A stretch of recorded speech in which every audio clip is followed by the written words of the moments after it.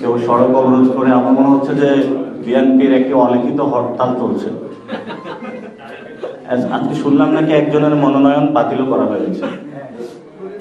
So ওই আমাদের হলো অ্যাক্সিডেন্টালি যদি কোথাও আগুন লাগে সেটার জন্য হলো আমরা ফায়ার সার্ভিস রাখি আর স্টেশনগুলো, যাতে হলো দ্রুত গতিতে চলে। বিএনপি 200 কয়টা 67টা কয়টা আসনে আগুন জ্বালায় দিয়েছে। আসলে এতগুলা ফায়ার স্টেশন তো বাংলাদেশে নাই। খুব এটা দেশের কি হয় এটা আমরা বুঝি না। তো এটা এই জন্যই আমরা আমাদেরকে বারবার বলেছিলাম যে রিফর্মের যে টিকিট আছে এটা যদি বিএনপিকে দেওয়া যেত তাহলে এই ধরনের পরিস্থিতি তাদের পড়তে হইতো না। এবং আমরা খুবই হতাশ হয়েছি, তাদের প্রার্থী তালিকায় এমন এমন লোক রেখেছে যারা বলছে যে জুলাই সনদের প্রয়োজন নাই। উনি আবারই নামের আগে যোগ করেছে মেজর মুক্তিযুদ্ধ নাকি ছিলেন। উনি আসলে মুক্তিযুদ্ধ করেছেন, কিন্তু মুক্তিযুদ্ধের যে সাম্য মানবিক মর্যাদা এবং ন্যায় বিচার এটা মনে মগজে ধারণ করতে পারেন নাই। এর মধ্যে আমরা আরো দেখতে পাইলাম কি কিছু ব্যবসায়ী গিয়েছেন, সেখানে টাকা দিয়ে তারা হলো অলরেডি মহড়া শুরু করেছেন। তো এটা তো আসলে এবার মনে হয় নির্বাচন কমিশনের যে আরপিও, সে আরপিওতে বলা হয়েছে প্রতি ভোটার হলো 10 টাকা করে খরচের, কিন্তু হলো এরা আগেই ইলেকশনের আগে হলো সব টাকা খরচ করে দিচ্ছে। ইলেকশনের দিন মনে হয় 25 লাখ টাকা খরচ করবে, যেটা হলো ম্যাক্সিমাম জায়গাটা হলো। তো সংস্কার আসলে বিএনপি দিয়ে কতটুকু বাস্তবায়ন হবে সেটা আমরা এখনো সন্দিহান। আর ইউনূস সরকার অথবা বর্তমানে যে সংস্কার কমিশন একটি ভালো কাজ করেছে, যে প্রতীক বিক্রির যে দোকানগুলো খুলেছিল বাংলাদেশে বড় বড়, এগুলো হলো বন্ধ করে দিয়েছে। তো আমরা এটা বলতে পারি যে প্রতীক বিক্রির দিন শেষ আবু সাঈদের বাংলাদেশ। আবু সাঈদের বাংলাদেশে আর কেউ প্রতীক বিক্রি বাংলাদেশে করতে পারবে না। তো আমি মূল আলোচনাটা চলে যাচ্ছি, যেটা আজকের শিরোনাম ছিল মুক্তিযুদ্ধে বাংলাদেশের রাষ্ট্র গঠনের ব্যর্থতার অনিবার্য পরিণতি নভেম্বর 1975। সেটা হলো শেখ মুজিব যখন ক্ষমতা কুক্ষিগত করেছিলেন বাংলাদেশের জনমানুষ থেকে, তার পরবর্তীতে মানুষ আবার নিপীড়িত হয়েও রাজপথে দাঁড়িয়েছে। ওই সময় একটি সেনা অভ্যুত্থান হয়েছিল, যেই সেনা অভ্যুত্থানের মধ্য দিয়ে বাংলাদেশের ক্ষমতা দখলের একটি প্রচেষ্টা চালানো হয়েছিল। ভাগ্যক্রমে জিয়াউর রহমান একজন লাকি ম্যান ছিলেন, ক্ষমতা না চাইতে হলো পেয়ে গেছেন, এবং ওনার কিছু ক্যারিসমেটিক জায়গা ছিল, সেই জায়গা থেকে উনি অর্থনৈতিক কিছু স্বনির্ভরতা জায়গায় বাংলাদেশকে নিয়ে গিয়েছেন। কিন্তু পলিটিক্যাল জায়গায় জিয়াউর রহমান পুরোপুরি ব্যর্থ ছিলেন। কারণ ওই সময় আমাদের সামনে একটি সুযোগ ছিল বাংলাদেশটাকে নতুন করে পুনর্গঠন করার। কিন্তু এই জন্য আমরা বলি যাতে মিলিটারি পলিটিক্সে না আসে। মিলিটারি পলিটিক্সে আসলে কিছু ডেভেলপমেন্ট হয়। এই যে আপনারা দেখবেন পথেঘাটে ইঞ্জিনিয়ারিং কনস্ট্রাকশনের লোগো লাগায় যারা হলো সীমান্ত পাহারা দিবে, দেশের কাজ করবে, তারা হলো রাস্তাঘাটের ইট বালু কনক্রিট সিমেন্ট এগুলোর কাজ করতেছে। খুবই দুঃখজনক। তো ওই সময় হলো উনি রাজনীতিকে যতটুকু না পুনর্গঠন করবেন, অর্থনীতিকে পুনর্গঠন করেছেন। অর্থনৈতিক ওনার অনেক সফলতা রয়েছে, কিন্তু রাজনৈতিক পুনর্গঠনের কিছু চেষ্টা চালিয়েছেন, কিন্তু উনি সফল হন নাই। সেখানে উনি যদি চাইতেন, ওনার হাতে এত বড় ক্ষমতা ছিল, জনগণ অনেক বড় ধরনের সাপোর্ট দিয়েছিল, বাংলাদেশের ওই সময় গতিপথটা উনি ঘুরিয়ে দিতে পারতেন। তো ওই সময়ে বাংলাদেশ কিন্তু নতুন একটা রিফর্ম প্রসেসের মধ্যে চলে যেতে পারত। তো জিয়াউর রহমান ঐতিহাসিকভাবে এই যে সুযোগটা ছিল এটা মিস করেছেন। এবং বাংলাদেশের মানুষ কত দুর্ভাগা, বাংলাদেশের মানুষ আবার রক্ত দিল, আবার জীবন দিল, 90-তে রাজপথে গেল, 3 দলীয় একটি সোশ্যাল কন্ট্রাক্ট হলো যে আমরা এটা করব। সেখানেও বিএনপি গাদ্দারি করলো বাংলাদেশের মানুষের সাথে। এখন 24-ও সুযোগ এসেছে। এখন বিএনপিকে একবার সুযোগ দেওয়া হয়েছিল 75-এ, পারে নাই। 90-তেও সুযোগ দেওয়া হয়েছিল, পারে নাই। 2001 সালেও কিছু সুযোগ পেয়েছিল, দুর্নীতিতে চ্যাম্পিয়ন হয়ে গেছে। যে জিয়াউর রহমান চেয়েছিল বাংলাদেশের অর্থনীতিকে স্বনির্ভর করতে, দুর্নীতি রোধ করে বাংলাদেশকে একটি সঠিক জায়গায় নিয়ে যেতে, জিয়াউর রহমানের মুখে কালো দাগ লাগিয়ে বিএনপি প্রথম এই বাংলাদেশে দুর্নীতির হলো অভিযাত্রা শুরু করে। শেখ মুজিবের পাশে ছিল হলো সব চোর, কম্বল চোর, আর এই খালেদা জিয়ার পাশে ছিল সব দুর্নীতি, সরকারি অফিসের টাকা চোরের লোকেরা। তো আমরা এই পরিস্থিতির মধ্যে পড়ে এসে আইসা 24-এ 2000 লোক আবার শহীদ হইল। হওয়ার পরে আমরা সবাই একসাথে ঐক্যবদ্ধ হলাম, সংস্কার কমিশন গঠন হলো যে বাংলাদেশে আমরা সংস্কার কার্যক্রম করতে চাই। ওনারা বললো যে বাংলাদেশে সংস্কার করা যাবে না, এবং সংস্কার কার্যক্রমকে ঠেকিয়ে দেওয়ার জন্য ওনাদের সবচেয়ে যে বিষয় সংবিধান জানে, যিনি সবচেয়ে বেশি সংস্কার চান মনে প্রাণে, তাকে পাঠাইল সংস্কার বিরোধী কার্যক্রম করার জন্য সংস্কার কমিশন। এটা ইতিহাসের বাংলাদেশের মানুষের খুব দুঃখজনক ঘটনা যে মানুষ এই ধরনের একটি পরিস্থিতির মধ্য দিয়ে আবার পড়লো। এখন যখন সংস্কার বাস্তবায়নের পদ্ধতিতে আমরা মধ্যে সবাই ঐক্য জোটে আসা শুরু করলাম, তখন আবারই ওনারা মাঠে মনোনয়নের ফর্ম বিক্রি করা শুরু করলো। জায়গায় জায়গায় হরতাল, জায়গায় জায়গায় হলো রোড ব্লকের, এই জনের বাড়ি ভাঙচুর করতেছে, ওই জনের বাড়ি ভাঙচুর করতেছে। এইসব সন্ত্রাসী কার্যক্রম, গডফাদারগিরি, এগুলো তো আমরা আগেই বলে আসছি। এগুলো যদি বন্ধ না করতে পারি, বাংলাদেশে আসলে সুষ্ঠু গণতান্ত্রিক প্রক্রিয়ায় আমরা যেতে পারবো না। এখন জিয়াউর রহমানকে বলা হয় বহুদলীয় গণতন্ত্রের প্রবক্তা, কিন্তু বিএনপি যেটা করতে চাচ্ছে সেটা তো একদলীয় গণতন্ত্র বাংলাদেশে তারা কায়েম করতে চাচ্ছে। গণতন্ত্রের কথা বলছে, কিন্তু এটা শুধু জিয়া ফ্যামিলির গণতন্ত্র। আমরা তো এমন গণতন্ত্র বাংলাদেশে চাই না। আর এই একদলীয় গণতন্ত্রের বাহিরে ধানের বিরুদ্ধে যে পলিটিক্স করবে, বা ওনার আসন বিক্রি করবে, যে কিনতে না চাইবে তাকে শুট করা হবে। তো এই ধরনের পরিস্থিতি আসলে আমরা বাংলাদেশে চলতে দিতে পারি না এবং চাইও না। আমরা আসলে বিএনপির এই জায়গাগুলোতে ক্রিটিক করে থাকি। এটা একটা ন্যাশনালিস্ট ফোর্স, তাদের সামনে অনেক সুযোগ এসেছিল, তারা সুযোগ কাজে লাগাইতে পারেনি। এখন আমাদের সামনে সুযোগ এসেছে, আমরা কাজে লাগাইতে চাই। বিএনপি বারে একটাই কথা বলবো, যে কিছু লোক আছে না, নিজের নাক কেটে অপরের যাত্রা বন্ধ করে। বিএনপির হলো এই অবস্থা, নিজের ক্ষতি করে হলো বাংলাদেশের জনগণের ক্ষতি করতে আসছে তারা। বিএনপির অবস্থা কি হবে এটা তো বলছি, যে হ্যাঁ ভোটের মধ্য দিয়ে জন্ম, আর না ভোটের মধ্য দিয়ে তাদের মৃত্যু ঘন্টা অলরেডি বেজে গিয়েছে বাংলাদেশে। তাদের সামনে একটা সুযোগ আছে, এই যে কয়েকদিনের মধ্যেই, এই মাসে নাকি সামনের মাসে তারেক রহমান বাংলাদেশে আসবেন, এরকমই আমরা শুনতে পাচ্ছি। তারেক রহমান আসবেন, বেশ ভালো কথা, কিন্তু আমি আরো ওনারা যখন 2001 থেকে 6 পর্যন্ত ক্ষমতায় ছিলেন, চ্যানেল 1-এ একটা সাক্ষাৎকার দেখেছিলাম, যে তারেক রহমানকে বলেছিলেন যে আপনি কিভাবে বাংলাদেশটা গঠন করতে চান, ওনার আদর্শকে। উনি ওনার আদর্শ বলেছিলেন মাহাতির মোহাম্মদ, এবং বলেছিলেন আমি ইকোনমিক ডেভেলপমেন্টের জায়গায় কাজ করতে চাই। এটা অন রেকর্ডে উনি বলেছিলেন, এই ইন্টারভিউটা এখনো ইউটিউবে পাবেন আপনারা।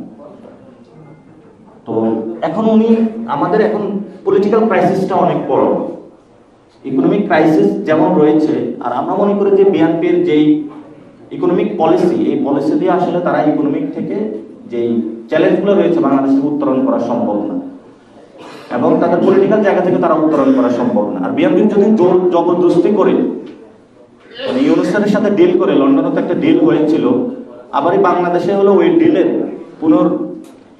নতুনভাবে আবারই সেই ডিলকার চুক্তি নবায়ন করে যদি তারা ক্ষমতায় যায়, বাংলাদেশে তাদের এনসিপির হাতে তাদের পতন হবে আবার। সো এটা খুবই দুঃখজনক, একটি দলের হাতে বা একই জনগণের শেখ হাসিনার পতন হয়েছে, আওয়ামী লীগের, বিএনপিরও পতন হবে। কিন্তু তখন একটি সুযোগ থাকে যে জামায়াত ইসলামী ক্ষমতা নিবে কিনা, এটা বড় একটা কনসার্নের বিষয় বাংলাদেশে। তা আমরা সেখানে বলি, বাংলাদেশের সংখ্যাগরিষ্ঠ যে 90% মুসলমান আছে, আমরা তাদের কাছে ক্ষমতাটা দিতে চাই। এই রেসপন্সিবিলিটি নিয়ে এখানে যারা আমাদের হিন্দু ভাইরা রয়েছে তাদেরকে আমরা শান্তিতে থাকতে দিব। অর্থাৎ আমি যদি খাইতে না পারি, আমি যদি করতে না পারি, আমার আগে রেসপন্সিবিলিটি থাকবে অন্যান্য যে ধর্মাবলম্বী ভাইরা আছে তাদের আমরা সহযোগিতা করা, তাদের আগে নিরাপত্তা নিশ্চিত করা, নারীদের নিরাপত্তা নিশ্চিত করা, আলেমদের নিরাপত্তা নিশ্চিত করা, এই জায়গাগুলোতে আমরা কাজ করে যাচ্ছি। তো আমরা সকল দলের কাছে আহ্বান রাখবো, একটি সুযোগ এসেছে, এই সুযোগটা আমাদের কাজে লাগাতে হবে। এবং 75-এর সময় যেমন জিয়াউর রহমান ভুল করেছিলেন, রাজনৈতিকভাবে বাংলাদেশটাকে পুনর্গঠনের সুযোগ পেয়েও ইনস্টিটিউশনগুলো দাঁড় করানোর সুযোগ পান নাই। আর জামায়াত তো 71 সালেও আরো বড় ভুল করে বসে আছে। 24-এর পরে আমি জামায়াতের অনেককে বলেছিলাম যে দলের নামটা চেঞ্জ করে ফেলেন, কারণ আপনার দলের নাম দিয়েছেন ইসলাম, ইসলামিক নাম দিয়ে এটার গায়ে যে কাদা লাগিয়েছেন এই কাদা পরিষ্কার করার মতো না, পুরোটাই কালো হয়ে গিয়েছে। এটার বসে মাঝে পরিষ্কার করা সম্ভব না। এই জন্য ওনাদেরকে আমরা আগেও বলেছিলাম দলের নামটা পরিবর্তন। এখন তারা বলবেন যে গণতান্ত্রিক পদ্ধতিতে আপনি কি আমার দলের নাম পরিবর্তন বলতে পারেন কিনা।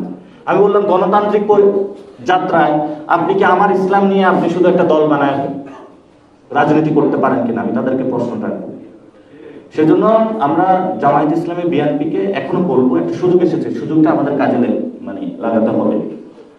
এবং আজকে আপনারা যারা উপস্থিত ছিলেন সবাইকে ধন্যবাদ। তবে আমাদের সব থেকে একটা কোশ্চেন, বার্নিং একটা কোশ্চেন আসছে যে আমরা কার সাথে জোটে যাব। আমরা যারা সংস্কার বাস্তবায়নের পক্ষে থাকবে তাদের সাথে জোটে যাব। সংস্কার বাস্তবায়নের পথে যারা বাধা হবে এই জোট মিলে তাদেরকেও আমরা বাংলাদেশের জনগণের সামনে ভোট প্রক্রিয়াতে তাদেরকে পরাজিত করবো ইনশাআল্লাহ। এই জন্য হলো জুলাই সনদ বাস্তবায়নের পথে যদি বিএনপি এগিয়ে আসে আমরা এই কন্ডিশনে তাদেরকে কিছুটা সুযোগ দিতে রাজি আছি। পুরো সুযোগ দিতে রাজি না, কারণ তাদের অর্থনৈতিক যে ব্যবস্থা থেকে চাঁদাবাজি মাস্তানি এত বেশি করছে তারা বাংলাদেশে, এগুলো ক্ষমার অযোগ্য, এগুলোর বিচারের সম্মুখীন হতে হবে। আর 2001 থেকে 6-এর পরে তারা যে দুর্নীতি করেছিল, সেনা শাসন আসার পরে শেখ হাসিনা এত আকাম করেছিল যে বিএনপির আকামগুলো ঢাকা পড়ে গিয়েছিল। আমরা যদি সরকার গঠন করি 2001 থেকে 6 পর্যন্ত যে দুর্নীতি করেছিল তারা সেগুলোর বিচার করব। আমরা বাংলাদেশে কেউ অপরাধ করে ছাড় পাবে এই মন মানসিকতায় আমরা নাই, তাদের অবশ্যই আমরা বিচারের কাঠগড়ায় দাঁড় করাবো। ইতিমধ্যেই তারা কিছু পানিশমেন্টের শিকার হয়েছেন, খুব নগ্নভাবে তাদের উপরে হামলা হয়েছিল। আপনারা দেখেছিলেন যে রাষ্ট্রীয় গোয়েন্দা সংস্থা তারেক জিয়াকে নিয়ে বেদরম পিটিয়েছিল, কিন্তু সেই রাষ্ট্রীয় সংস্থার আমরা যখন সংস্কার চাচ্ছি ওনারা এটাতে বাধা দিচ্ছে। তাহলে তো আপনি আবার আসলে আবার এই ধরনের মাইর খাবেন। তো আপনার নিজেকে মাইর থেকে হেফাজতের জন্য আপনার সংস্কারের পক্ষে কথা বলতে হবে। গণ অভ্যুত্থানের পরে আমার একটা মিটিং ছিল ওনার সাথে, তো আমি বলেছিলাম যে আমাদের সামনে যে সুযোগ এসেছে এই সুযোগটা কাজে লাগাতে হবে। উনি চুপ করেছিলেন। আমি চাই আপনি দ্রুত উদ্যোগ নেন, আমরা আপনার কল্যাণকামী, আমরা আপনার বিরোধী নই। আর যদি আমাদেরকে আপনারা জেলে করতে চান, হত্যা করতে চান, এই স্ট্র্যাটেজি দিয়ে আপনাদের বেশি কাজ হবে না। আপনাকে বাংলাদেশে আপনি যদি জয়ী হতে চান, অস্ত্র দিয়ে আপনি জয়ী হতে পারবেন না, কাউকে হত্যা করে জয়ী হতে পারবেন না, জেলে করে জয়ী হতে পারবেন না, মামলা দিয়ে জয়ী হতে পারবেন না। আপনাদের মানুষকে মন জয় করার মধ্যে দিয়ে বিএনপির জয় নিয়ে, এছাড়া বিএনপির সামনে আর কোনো জয় নাই। এই জন্য আমরা সকলকে বলবো, বাংলাদেশের যারা জনগণ রয়েছে আপনারা দেখছেন, আমরা নতুন বাংলাদেশ গঠন করতে চাই। এই নতুন বাংলাদেশে আমরা আপনাদের সঙ্গী হতে চাই। আমাদের সামনে আমাদেরকে ক্যারেক্টার অ্যাসাসিনেট করে অনেককে অভিযোগ দেওয়ার চেষ্টা করা হয়েছিল যে আমরা নাকি দুর্নীতি করি। দুর্নীতিতে যারা চ্যাম্পিয়ন, গণ অভ্যুত্থানের পর আমি বলেছিলাম এক লোকে যে চাঁদাবাজি আর দুর্নীতি করেছে তারা দিয়েই তো গণভোট হওয়া সম্ভব। এত ধরনের তারা বাংলাদেশের মানুষের উপর অত্যাচার করেছে। আমরা এই পর্যন্ত কোনো দুর্নীতির সাথে যাইনি, আমরা কোনো সন্ত্রাসের সাথে যাইনি, আমরা চাঁদাবাজের সাথে যাইনি। এবং আমাদের এই যে বৈষম্য বিরোধী নাগরিক কমিটি থেকে নাগরিক পার্টির কোন নেতাকর্মী আগামী ইলেকশনে যার বিরুদ্ধে ন্যূনতম কোনো অভিযোগ আসবে দুর্নীতি, চাঁদাবাজি, সন্ত্রাসীরা, আমরা তাদেরকে নমিনেশন দিব না ইনশাআল্লাহ। এটা আমাদের দৃঢ় প্রত্যয়। এবং কোন গুন্ডাবাজি, সন্ত্রাসী বাংলাদেশে আমরা চলতে দেব না। আপনারা যারা সমাজের একজন মসজিদের ইমাম রয়েছেন, উনি অনেক ভালো রাজনীতি বুঝেন, কিন্তু তাকে সুযোগ দেওয়া হচ্ছে না, টাকার কাছে বিক্রি হয়ে যাচ্ছে, আমরা তাদেরকে নমিনেশন দিব। একজন স্কুলের হেডমাস্টার সারাদিন যিনি বাচ্চাদেরকে শিক্ষিত করেছেন একটা এলাকায়, গডফাদারদের যন্ত্রণায় ইলেকশনে কি দাঁড়াবে, স্কুলের হেডমাস্টারের তার দ্বারা থাকার সম্ভাবনা নাই। তার স্কুল কমিটিগুলো কিনে নেওয়া হয়েছে, গভর্নিং বোর্ড করে তারা সেগুলো হলো সভাপতি হিসেবে বসেছিল। আর এখন তো মসজিদগুলোতে নামাজ পড়তে গিয়ে দেখি শুক্রবারে ইমাম সাহেবের খুতবা কি শুনবো, বিএনপির হলো একটু খুতবা শুনতে হয় আর জামাতের একটু খুতবা শুনতে হয়, কারণ সভাপতি বিএনপির, সেক্রেটারি জামাতের। আর ওইখানে হলো রেফারের ভূমিকা খতিব সাহেব কি বলবে যে ভাই কিছু তো বললে আমার চাকরি থাকবে না। এই হলো অবস্থা এখন মসজিদগুলো। আমি গণ অভ্যুত্থানের পরে ওই যে একটা মন্দিরে গিয়েছিলাম, মন্দিরে গেলাম যে হিন্দু ভাইদের সাথে একটু কথা বলবো, তাদের দুঃখ কথাগুলো শুনবো। মন্দিরে গিয়ে দেখি যে একটা দলের বড় বড় স্পিচ চলতেছে বড় বড় বোর্ডের মধ্যে। তা আমি বললাম, আমি কি মন্দিরে এসেছি না কোনো দলীয় কার্যালয়ে এসেছি, আমি পার্থক্য করতে পারতেছিলাম না। তো এটা মসজিদও হচ্ছে, আবার এটা এখন তো মসজিদে গোপন বৈঠকও শুরু হয়েছে। আপনারা মানে উনি রাজনীতি করবে, মসজিদে যায় ইসলামের কথা না বললে ভাই দাঁড়ি পাল্লাতে পড়তেন। তো এটা আপনি বাইরে এসে বলেন, বাজারে এসে বলেন, মানুষের ঘরে গিয়ে বলেন, মসজিদে আপনি বলতে পারেন আমরা একটা শান্তির সমাজ চাই। এখান থেকে মসজিদে গিয়ে আপনি দাঁড়ি পাল্লা, ধানের এই ধরনের কাজগুলো করে আমাদের ধর্মীয় প্রতিষ্ঠানগুলোকে নষ্ট করা হয়। ধর্মীয় প্রতিষ্ঠানগুলো অনেক আগে নষ্ট করা হয়েছে, আরো নষ্টের পথে যাচ্ছে। আর আমি এই যে আমাদের ইসলামিক অঙ্গনের অনেক ভাইদেরকে বলবো যে 2-1টা সিটের কাছে তারা তাদের টুপি বিক্রি করে দিচ্ছে। তো ওই যে বলা হয়েছিল যে শির দেহিগা আমামা নাহি দেগা, যে মাথা দিব কিন্তু পাগড়ি বিক্রি করব না, এরকমই তো আমরা শুনেছিলাম, এগুলো থেকে অনুপ্রাণিত হয়েছিলাম। তো এখন তো তারা একটা আসনের কাছে তাদের মানে শির তো দূরের কথা, পাগড়ি, টুপি, পাঞ্জাবি সবকিছুই তারা বিক্রি করে দিতেছে। জন্য তাদের কাছে আহ্বান জানাবো যে সামান্য একটা সিটের কাছে, সামান্য কয়েকটা টাকার কাছে আপনারা নিজেদের পাগড়ি, টুপি, পাঞ্জাবি এগুলো কেউ বিক্রি করবেন না। এগুলো অনেক পবিত্র সম্পদ। এগুলোর জন্য নবী সাল্লাল্লাহু আলাইহি সাল্লাম আরবের মধ্যে এমন কোনো কষ্ট যে উনি সহ্য করেন নাই, আর সেই কষ্টকে জলাঞ্জলি দিয়ে আপনারা বাংলাদেশে সেই কষ্টটা বোর্ডের কাছে বিক্রি করে দিবেন না, 2-1টা আসনের কাছে। ধন্যবাদ সকলকে। আসসালামু আলাইকুম। ধন্যবাদ জাতীয় নাগরিক পার্টি এনসিপির মুখ্য সমন্বয়ক জনাব নাসিরউদ্দিন পাটোয়ারিকে। সংগ্রামী বন্ধুগণ, এই মুহূর্তে বক্তব্য নিয়ে আসার জন্য অনুরোধ জানাচ্ছি, সমাপনী বক্তব্য নিয়ে আসার জন্য অনুরোধ জানাচ্ছি জাতীয় নাগরিক পার্টি এনসিপির বিপ্লবী সদস্য সচিব জনাব আক্তার হোসেনকে। জনাব আক্তার হোসেন।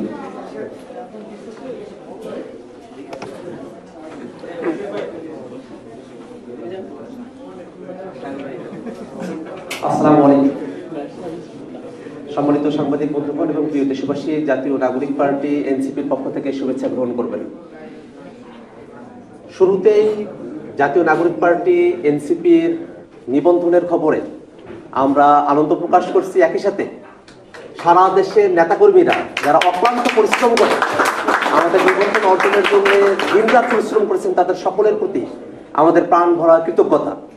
জাতীয় নাগরিক পার্টি নিবন্ধন পাবে কি পাবে না, জনগণ জাতীয় নাগরিক পার্টির সঙ্গে আছে কি নাই, সে বিষয় নিয়ে অনেকে অনেক ধরনের কটাক্ষ করেছে, কিন্তু আমরা কিন্তু দিন শেষে দেখিয়ে দিয়েছি যে বাংলাদেশের জনগণ জাতীয় নাগরিক পার্টির সঙ্গে আছে এবং বাংলাদেশের জনগণ জাতীয় নাগরিক পার্টিকে সামনের নির্বাচনে যে সমর্থন ব্যক্ত করবে তার মধ্য দিয়ে এনসিপি সামনের নির্বাচনে একটা মিরাকল ঘটাবে ইনশাআল্লাহ।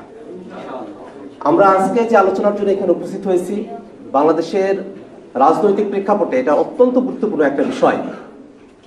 নভেম্বর 1975 বাংলাদেশের রাজনৈতিক ইতিহাসের ঘটনাবলীর মধ্যে সব থেকে ঘটনাবহুল একটা সময়। আমরা নভেম্বর 1975-এর কথা যখন বলি, এই ঘটনার সূত্রপাত কেন হলো, কেন 75-এর সময় এই ঘটনাগুলো ঘটলো, সেটা বুঝতে হলে মুক্তিযুদ্ধ পরবর্তী বাংলাদেশ সেই গঠনের সময়কালে কোন কোন জায়গায় ব্যর্থতা এবং ত্রুটি বিচ্যুতির জায়গাগুলো তৈরি হলো সেটার দিকে আমাদের মনোযোগ দেওয়া প্রয়োজন। আমরা দেখেছি 71-এর মুক্তিযুদ্ধে বাংলাদেশের আপামর জনগণ তারা অংশগ্রহণ করেছেন। তারা সাম্য, মানবিক মর্যাদা এবং সামাজিক সুবিচারের ভিত্তিতে নতুন একটা দেশ তারা গঠন করতে চেয়েছিলেন। বাংলাদেশে তারা গণতন্ত্র চেয়েছিলেন, সকলের বাক স্বাধীনতা চেয়েছিলেন, বাংলাদেশের মানুষদেরকে যাতে আর না খেয়ে মরতে না হয় এমন একটা রাষ্ট্র এবং সমাজ ব্যবস্থা তারা কায়েম করতে চেয়েছিলেন। অত্যন্ত দুর্ভাগ্যের বিষয়, মুক্তিযুদ্ধের পরে আওয়ামী লীগ যে সরকার গঠন করলো এবং যে সংবিধান তৈরি করলো তার মধ্য দিয়েই মুক্তিযুদ্ধের আকাঙ্ক্ষাকে তারা মাটি চাপা দিয়ে দিল। আমরা মুক্তিযুদ্ধের আকাঙ্ক্ষার মধ্যে চেয়েছিলাম এমন একটা বাংলাদেশ যেখানে গণতন্ত্রের ছোঁয়া থাকবে, নানা মতের সংমিশ্রণ থাকবে, যেখানে এক ব্যক্তির পরায়ত্ত না হয়ে কালেকটিভলি একটা দেশ পরিচালনা করা হবে, তেমন একটা শাসন ব্যবস্থা আমরা চেয়েছিলাম। কিন্তু 72-এ যে সংবিধান প্রণয়ন করা হলো, সেই সংবিধানের মূল মেসেজ ছিল একজন ব্যক্তি তৎকালে শেখ মুজিবুর রহমান তিনি কিভাবে ক্ষমতা পাকাপোক্ত করে রাখতে পারেন, কিভাবে তার দলীয় ক্ষমতাকে ব্যপ্ত করতে পারেন এবং ক্ষমতায় টিকে থাকতে পারেন, তেমন একটা শাসন ব্যবস্থা তৈরি করা। এবং তাই হয়েছে। এবং এই সংবিধান দিয়েই বাংলাদেশ গত 50 বছরে তারা পরিচালিত হয়েছে এবং 72-এর সংবিধান দিয়ে দেশ পরিচালনা হওয়ার কারণে বাংলাদেশের মানুষের কাঙ্ক্ষিত মুক্তি অর্জন করা সম্ভব হয় নাই। কারণ এই সংবিধানের মধ্যে যে 70 অনুচ্ছেদ ছিল, সেই 70 অনুচ্ছেদের কারণে কোনো একজন সাংসদ তিনি সংসদে গিয়ে নিজের কথাটা বলতে পারেন নাই, জনগণের হয়ে কোনো কথা বলতে পারেন নাই। তার দল যে সিদ্ধান্ত গ্রহণ করেছে, তার দলের প্রধান যে সিদ্ধান্ত গ্রহণ করেছে, সেই সিদ্ধান্তের সঙ্গেই তাকে একমত হতে হয়েছে। যদি সেই সিদ্ধান্তের সঙ্গে তিনি একমত হতে পারেন নাই, তাহলে 70 অনুচ্ছেদের কারণে তার সংসদ সদস্য পদই বাতিল হয়ে গেছে। তো এই পরিস্থিতি ছিল বাংলাদেশে, যেখান থেকে উত্তরণের জন্যই আমরা এই ঐক্যমত্য কমিশনে গিয়েছি, দিনের পর দিন আমরা আলাপ আলোচনা করেছি, কথা বলেছি। তো আমরা 75-এর যে ঘটনা প্রবাহ দেখি, মুক্তিযুদ্ধের পরের যে ঘটনা প্রবাহ দেখি, এর জন্য সম্পূর্ণ দায়ভার যেমন আওয়ামী লীগের, এবং বর্তমান বাংলাদেশে যে সংকট তৈরি হয়েছে, এই সংকটের দায়ভারও কিন্তু বিএনপির উপরে গিয়ে বর্তায়। কেন? আমরা ঐক্যমত্য কমিশনে দীর্ঘ সময় ধরে আলোচনা করলাম যে নতুন করে রাষ্ট্রটাকে গঠন করতে হবে, রাষ্ট্রের মধ্যে যে ফেসিবাদী কাঠামোগুলো আছে, উপাদানগুলো আছে, সেগুলোকে নির্মূল করে কার্যত বাংলাদেশ যেন একটা গণতান্ত্রিক রাষ্ট্র হতে পারে তেমন একটা রূপান্তরের দিকে আমাদের অগ্রসর হতে হবে। কিন্তু আমরা যতগুলো জায়গাতে বিএনপি নোট অফ ডিসেন্ট দেখি, প্রত্যেকটা জায়গায় এতটা গুরুত্বপূর্ণ, যদি সেগুলো নোট অফ ডিসেন্ট থাকে এবং সেগুলো যদি কার্যকর করা না হয়, তাহলে কার্যত আমরা যে সংস্কার প্রস্তাবনাগুলো করেছি, যেমন সংস্কার আমরা চেয়েছি, তার আসলে সিটে ফোটা অর্জন করা সম্ভব হবে না।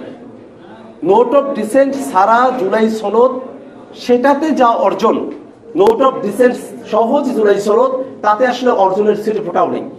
তা আমরা তো নোট অফ ডিসেন্ট সহজে জুলাই সনদ, সেটার কার্যকারিতা ন্যায় এবং সেই কার্যকারিতাকে আইনগত ভিত্তি দিয়েও টেকসই করা সম্ভব নয়। এই কারণে তো আমরা জুলাই সনদের সেদিনের স্বাক্ষর অনুষ্ঠানে আমরা সেদিন অংশগ্রহণ করি নাই।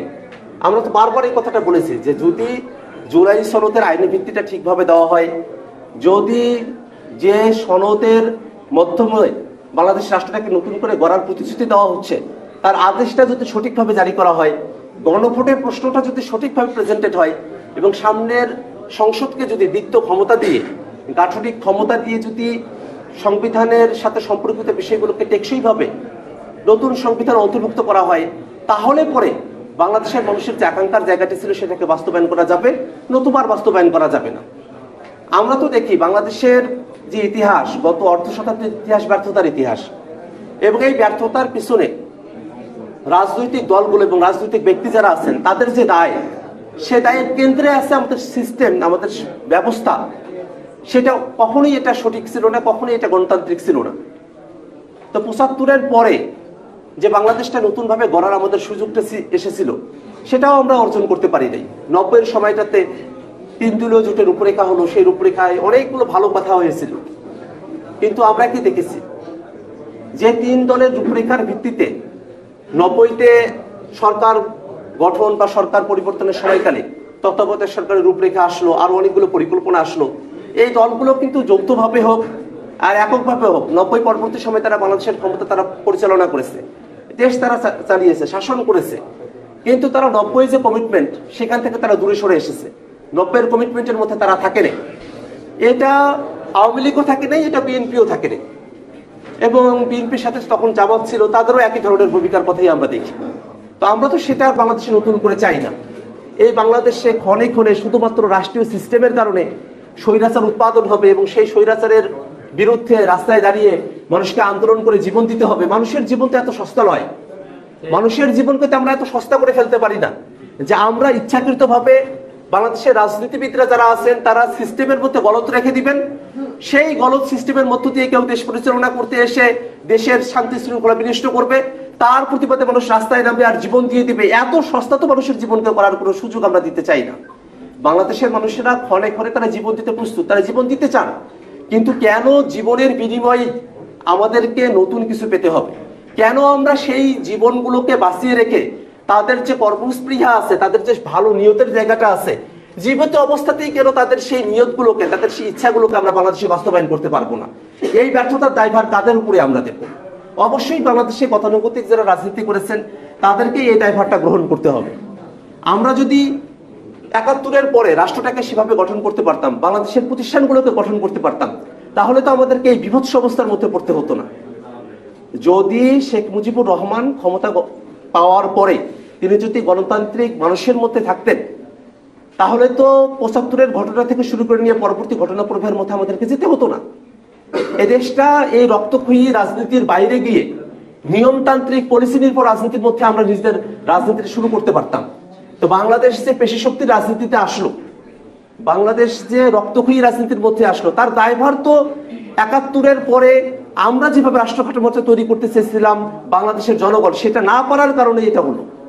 তো সেই দায়ভার যেমন আওয়ামী লীগের আছে, সেই দায়ভার থেকে তারা মুক্ত হতে পারে না। এবং সেটা দায়ভার না, আওয়ামী লীগের মধ্যে এই প্রবণতাটা ভিতরগতভাবে আছে। তারা ভিতরগতভাবে একটা ফেসিবাদী দল।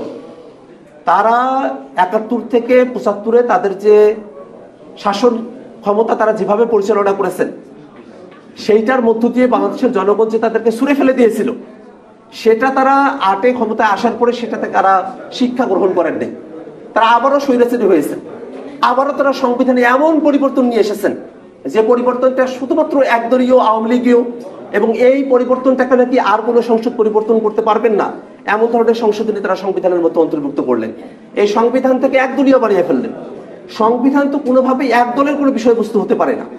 রাষ্ট্র কাঠামো কিভাবে পরিচালিত হবে সেটা তো এক দলের বিষয় হতে পারে না। এটা সকল মানুষের গাঠনিক ক্ষমতা থেকে উৎসারিত একটা বিষয়। সেটার দিকে আমাদের যদি শ্রদ্ধাবোধের জায়গাটা না থাকে, তাহলে আমরা কিসের জনগণের রাজনীতি করি?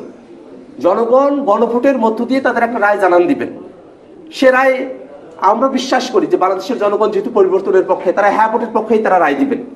কিন্তু গণভোটের পক্ষে একমত হয়ে যদি বিএনপির কোনো সিনিয়র নেতৃবৃন্দ এখন এসে বলেন যে কিসের গণভোট, যেন বা তারা আকাশ থেকে পড়েছেন, তাদের এমনটা হওয়ারই কথা। যারা পরিবর্তনের সঙ্গে নিজেদেরকে খাপ খাইয়ে নিতে পারেন না, যারা সংস্কারের পক্ষে নাই, তারা যখন নতুন করে সমাজে বিস্তার করতে থাকেন, মানুষের মধ্যে যখন সংস্কারের আলাপটাকে তারা প্রমিনেন্ট দেখেন, তখন তো তাদের আকাশ থেকে পড়ার দশা হবেই। তারা তো জনগণের সঙ্গে সম্পর্ক যুক্ত আর নাই। তারা মনে করেছেন ৫ আগস্ট ঘটে গেছে, ছাত্ররা রক্ত দিয়ে, জনগণ রক্ত দিয়ে, শ্রমিকেরা রক্ত দিয়ে দেশটাকে স্বাধীন করেছে নতুন করে। এখন তারা তোমার ক্ষমতায় চলে এসেছেন, তাদের ক্ষমতার জায়গায় আর কোনো ধরনের বাগড়া দেবে এমন ধরনের পরিস্থিতি মনে হয় আর কেউ তৈরি করতে পারবে না। কিন্তু বিষয়টা তো এরকম নয়। ২৪-এর অভ্যুত্থানের মধ্য দিয়ে বাংলাদেশের জনগণ জীবন দিয়েছে শুধুমাত্র একটা সরকার পরিবর্তনের জন্য নয়, বরং বাংলাদেশের সামগ্রিক শাসন ব্যবস্থাতে পরিবর্তনের লক্ষ্যে তারা জীবন দিয়েছেন। আমরা ৩ আগস্টে ফিরে যাই। সেদিন কিন্তু নাহিদ ইসলাম নতুন বন্দোবস্তের ডাক দিয়েছিলেন, এবং এই নতুন বন্দোবস্তের ডাক দেওয়া কিন্তু শুধু নাহিদ ইসলামের একার কথা ছিল না। অলরেডি বাংলাদেশের সকল জনগণ তারা কিন্তু একতাবদ্ধ হয়েছিলেন।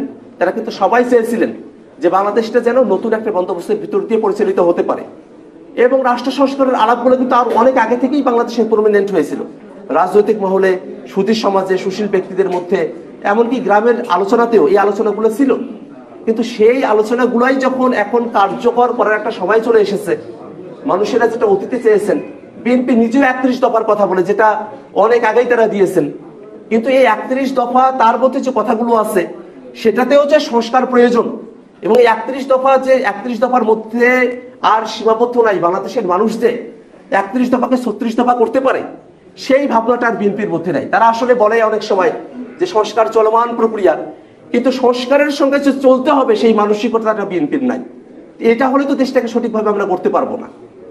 আমরা দেখি যে বাংলাদেশের যে প্রতিষ্ঠানগুলো আছে সেই প্রতিষ্ঠানগুলোকে করা গেল না।